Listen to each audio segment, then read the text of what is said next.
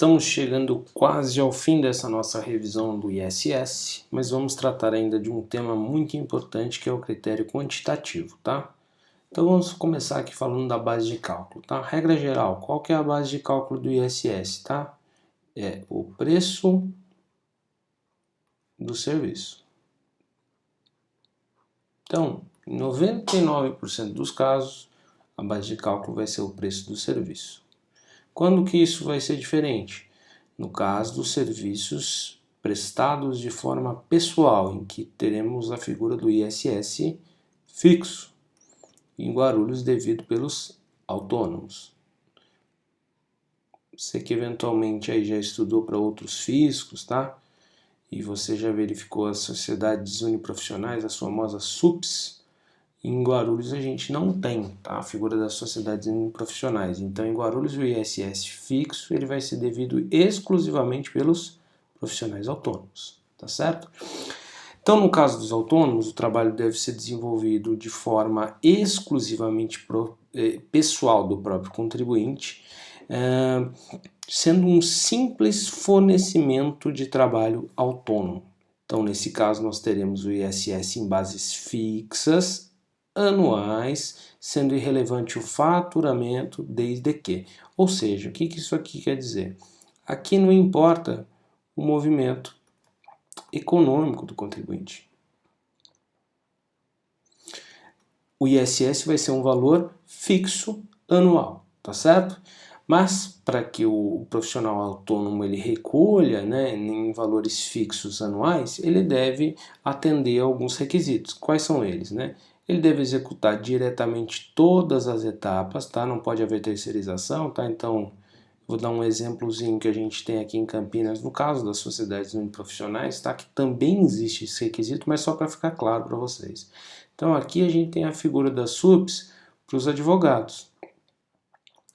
Mas, muitas vezes, né, essas sociedades uniprofissionais, elas contratam advogados associados, ou então elas contratam advogados seletistas também. Então aqui a gente vê que tem uma terceirização do serviço. Então o advogado aqui, essa sociedade uniprofissional, ela deveria ser desenquadrada. Então no caso do profissional autônomo, ele não pode terceirizar a atividade dele para um terceiro, né? Então a gente não pode ter um advogado que ele, como profissional autônomo, ele terceirize um determinado parecer para ser feito por um outro advogado, ou que ele contrate uma empresa de marketing. Não, ele deve fazer todas as etapas do serviço dele, tá certo? E executar de forma direta. Ele deve possuir inscrição municipal no cadastro fiscal, tá? Então ele tem que ter IM para que ele seja autônomo, até porque isso aqui é um tanto quanto fora de contexto, até porque ele só vai ser autônomo se ele fizer jus ao regime fixo, e ele só vai fazer jus ao regime fixo caso ele seja inscrito, tá? Mas então, vamos lá, ele execute diretamente todas as etapas, ele possui inscrição no cadastro fiscal, e ele não exerce atividade diversa da qualificação para a qual foi inscrito, ou seja, de novo, um advogado aqui que exerce também a função de enfermeiro, ele vai ser autônomo? Não. É porque ele está inscrito como advogado, tá? Então ele vai ser enquadrado no regime fixo naquela atividade para a qual ele foi inscrito. Não possui empregado ou subordinado com a mesma qualificação profissional, tá? Então, ele pode ter empregado? Pode, tá? Ele pode ter um empregado para executar atividades acessórias, tá? Então aqui eu coloquei o caso da secretária, tá? Então, a secretária é um bom exemplo. Então, um médico que ele seja profissional autônomo e ele contrate uma secretária, ele não vai desatender esses requisitos. Então, ele pode permanecer sendo considerado profissional autônomo e, portanto, recolhendo o ISS em bases fixas. Certo? Esse artiguinho aqui é uma aposta minha de prova também, tá? Então decorem isso, tá? Autônomo, ele deve executar diretamente todas as etapas, ele tem que possuir IM, ele não pode exercer atividade diversa da qualificação para a qual ele foi inscrito e não pode ter empregado ou subordinado com a mesma qualificação profissional, tá certo? Então vamos adiante. Então vamos continuar aqui no critério quantitativo. Quem não será considerado profissional autônomo? Pessoa jurídica, né? Por óbvio. E o prestador sujeito às regras de um mesmo tomador, tá? Aqui a gente teria, por exemplo, um caso prático. Imagine um médico que ele preste serviço sempre para o mesmo hospital. Então, nesse caso aqui, fica caracterizado o vínculo empregatício. Então não faz sentido ele ser autônomo, né? Na verdade, ou ele é empregado do hospital, né? E ele, na maioria das vezes eles desfiguram isso através da criação de uma pessoa jurídica, né? Então, assim, esse artigo ele visa impedir que pessoas que tenham vínculo profissional ou sejam pessoas jurídicas, que elas se caracterizem como profissional autônomo para se valer do ISS fixo, tá? Que é o ISS mais baixo por ele não levar em consideração o movimento econômico, tá? Não enquadramento como autônomo, sujeito ao lançamento com base no movimento econômico, tá? Então, saindo do regime fixo, volta à regra geral que é o movimento econômico, em função da receita efetivamente auferida, tá certo? Não há previsão de SUPS na legislação de Guarulhos, como eu já tinha comentado anteriormente. Vamos adiante. Ainda sobre o critério quantitativo, tá? Aqui uma partezinha bem importante, tá? Uma parte que eu gosto bastante, inclusive eu sou responsável por isso aqui em Campinas, tá? Então não se inclui na base de cálculo do ISS o valor dos materiais fornecidos pelo prestador dos serviços, no caso do serviço do subitem 702 e 705, tá? Sempre gosto de falar 702 construção de obra nova, decorem dessa forma, e reforma. Não é autorizada a dedução de subempreitadas, tá? Isso para quem já estudou para outros municípios, tá? Eu nem vou adentrar no tema das subempreitadas, porque não cai em Guarulhos. Então lembre-se, tá? Na base de cálculo do ISS incidente sobre serviços de construção civil, deve ser feita a dedução de materiais,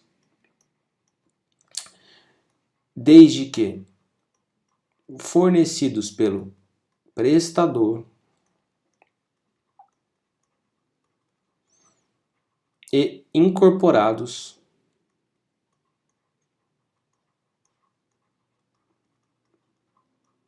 à obra. Tá certo? Então, nos itens 702 e 705, a dedução dos materiais. No caso de empreitada global, que é aquela em que o prestador ele deve executar a obra e fornecer os materiais, então aqui a gente tem mão de obra mais materiais, tá?